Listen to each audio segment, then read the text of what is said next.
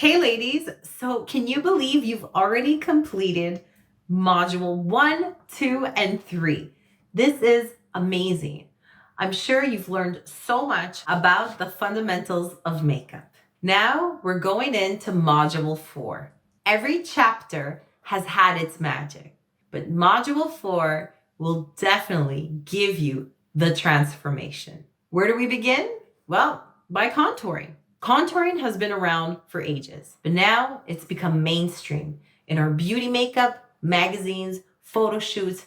Everyone is contouring. And where do you contour? Your contour depending on the shape of your face to give your cheekbones a little lift, to give your roundness a little bit more angular, or to bring your angular face and create more roundness. It will definitely change the appearance and look of your face, and even sometimes make you look like you've lost weight magically. You can also contour your nose and your jawline.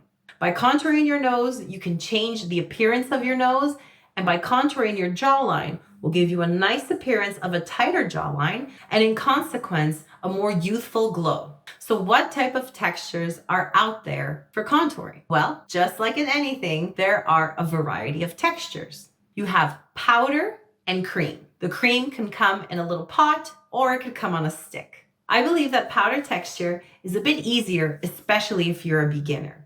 And it's much more quicker and it's way more forgiving.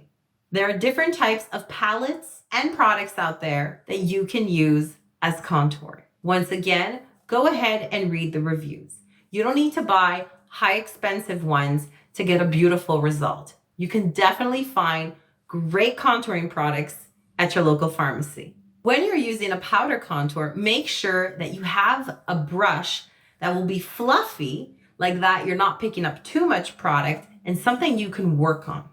So there are different types of brushes that you can use. They can be tapered or they can be angular. Sometimes they can be a dual fibril circle brush, and like that, you'll feel that it's going to fit in right under your cheekbone. It will create that cut and support. Cream textures are really fun to use, but just like any product, take into consideration the type of skin you have. If you have more of a combination to oilier skin, I would probably avoid using creams because it can tend to give you more of a muddy appearance once the cream has settled onto your skin due to the oils on your skin and the ingredients in the product. So maybe a best option if you have an oilier skin is to use powder.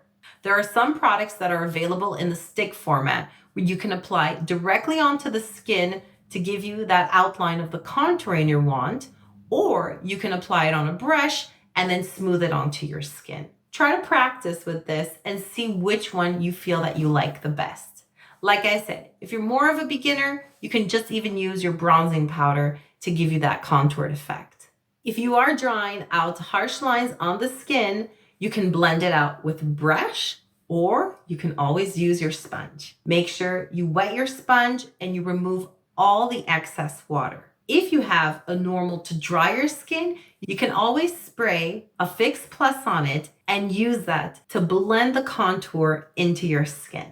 And feel free to use a bronzer to set your cream.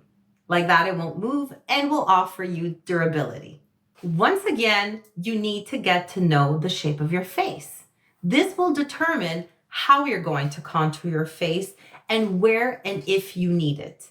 For example, someone with a smaller forehead, I would not suggest to contour their hairline on their forehead because it will just make the forehead look much smaller. If you have a square or very angular face, don't emphasize the squareness of it unless that's what you want to do, then that's your choice.